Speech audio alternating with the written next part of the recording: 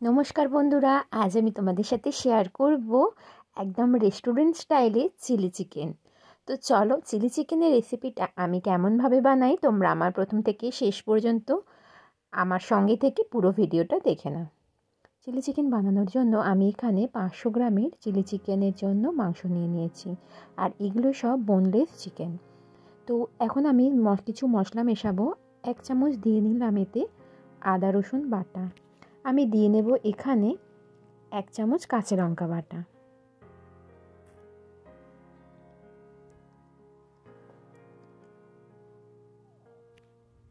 দিয়ে নিচ্ছি এখানে একটুখানি একদম ভিনিগার।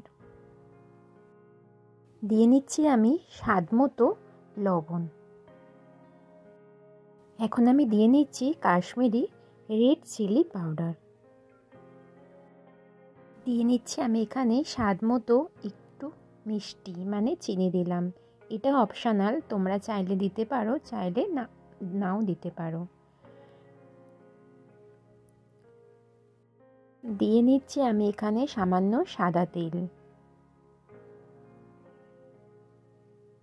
এখন আমি এর মধ্যে একটা ডিম ফাটিয়ে দেব। আমার এখানে মাংসর পরিমাণটা যদি বেশি থাকতো তাহলে আমি এখানে 2টো ডিম ইউজ করতাম। যেহেতু মাংস পরিমাণটা কম সেই কারণে একটা ডিম ইউজ করলাম। এখন আমি সমস্ত মাংসটার সাথে এইগুলো ভালো করে মিশিয়ে নিচ্ছি।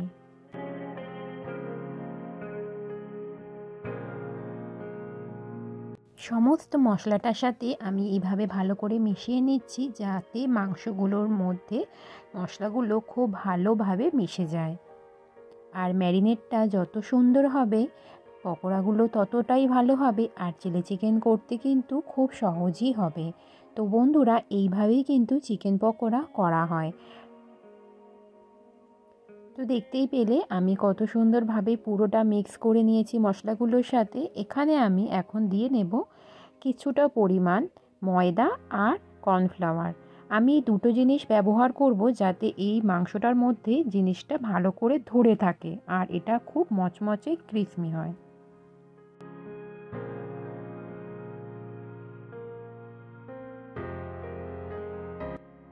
আমি এখানে ময়দাটা মিশিয়ে নিচ্ছি আর দিয়ে নিচ্ছি এখানে কর্নফ্লাওয়ার।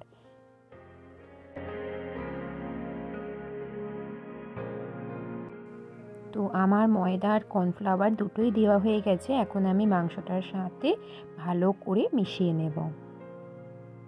তোমরা আমার সঙ্গে থেকে দেখতে থাকো বন্ধুরা। আর নতুন যারা আমার চ্যানেলে ভিজিট করেছো, রিকোয়েস্ট করব তোমাদের কাছে, আমার এই ভিডিওর কোনো অংশ যদি তোমাদের ভালো লেগে থাকে তাহলে আমার চ্যানেলটা সাবস্ক্রাইব করে আমার পাশে থেকো, আর পাশে বেল আইকনটা অবশ্যই প্রেস করে দিও। আর সুন্দর একটা ছোট্ট কমেন্ট করে আমাকে ভিডিও বানানোর উৎসাহ দিও।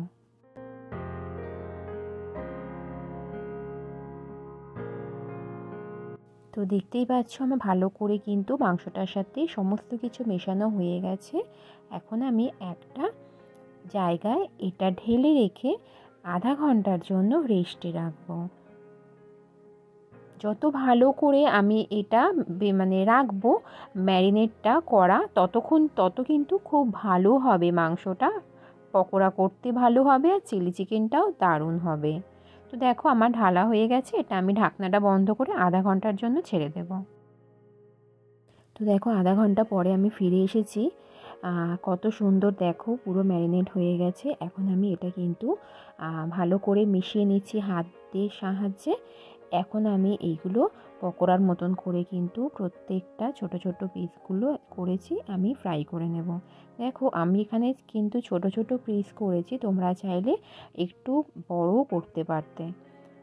তো দেখো এখন আমি গরম তেল, সাদা তেল দিয়ে নিয়েছি, আর তেলের মধ্যে আমি একদম এই মাংসর টুকরোগুলো একটা একটা করে ভেজে নেব। তো চলো তোমরা আমার সঙ্গে থেকে আমার ভিডিওটা দেখতে থাকো।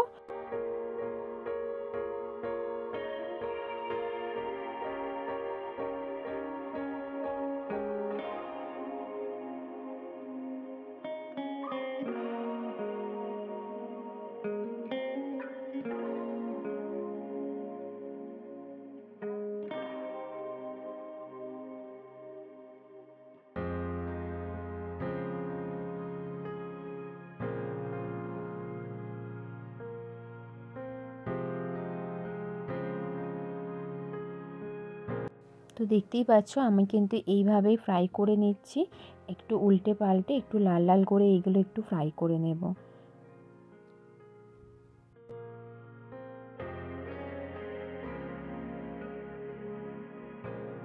তো যাই হোক, দেখো এইভাবে কিন্তু আমি একদম সব কটা মাংসই টুকরো এভাবে আমি ফ্রাই করে নেব, চিলি চিকেনের পিসগুলো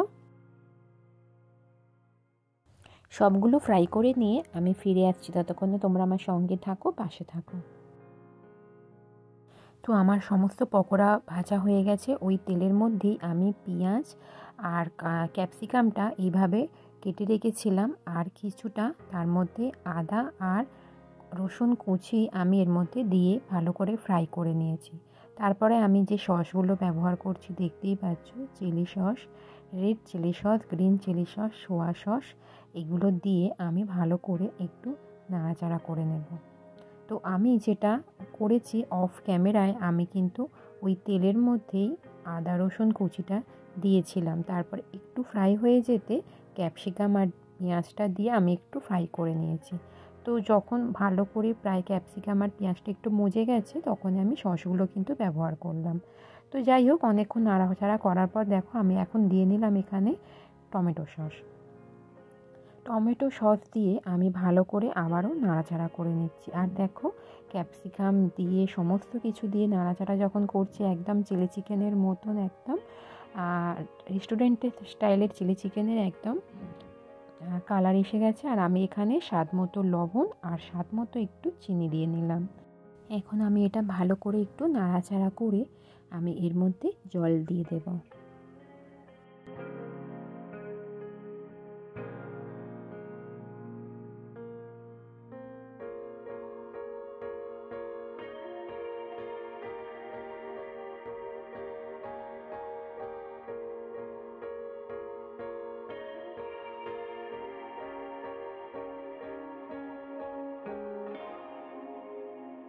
তো দেখতেই পাচ্ছ আমি জল দিয়ে ভালো করে নাড়াচাড়া করে দিচ্ছি। আর এর মধ্যে এখন আমি দিয়ে নেব 2টো কাঁচা লঙ্কা, আর এতে একটু সামান্য কর্নফ্লাওয়ার ঠান্ডা জলে গুলে আমি কিন্তু এর মধ্যে দিয়ে নিলাম। দেখো কত সুন্দর চিলি চিকেনটা একদম রেডি হয়ে গেছে এর জুসটা। এখন আমি যে পকোড়াগুলো ভেজে রেখেছিলাম, সেই পকোড়াগুলো আমি এর মধ্যে এক এক করে সবটা দিয়ে নেব। পকোড়াগুলো যদি খুব আগে দিয়ে দাও, তাহলে পকোড়ার সাথে যে লেয়ারটা আছে সেটা কিন্তু ছেড়ে যাবে। তো সেই জন্য একদম নামানোর কিছু আগে পকোড়াগুলো দিয়ে নিলাম। আমার চিলি চিকেন কিন্তু একদম রেডি।